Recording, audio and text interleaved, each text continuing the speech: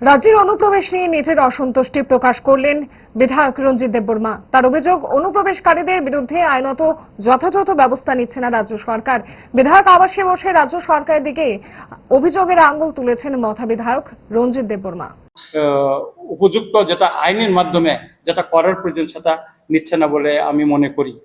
তাই আমরা মনে করি এই ব্যাপারে ত্রিপুরা সরকার কেন্দ্রীয় সরকারের নির্দেশ অনুসারে অবিলম্বে এই বেআইনি অনুপ্রবেশকারী বাংলাদেশি এবং রোহিঙ্গাদের বিরুদ্ধে ওনারা অভিযান শুরু করুক এবং পর্যাপ্ত ডিটেনশন ক্যাম্প ডিস্ট্রিক্ট ওয়াইজ সে নির্মাণ করা হোক এবং যারা অ্যারেস্ট হবে তাদেরকে ডিটেনশন ক্যাম্পে রেখে তাদেরকে অবিলম্বে তাদের দেশে ফেরত পাঠানো হোক।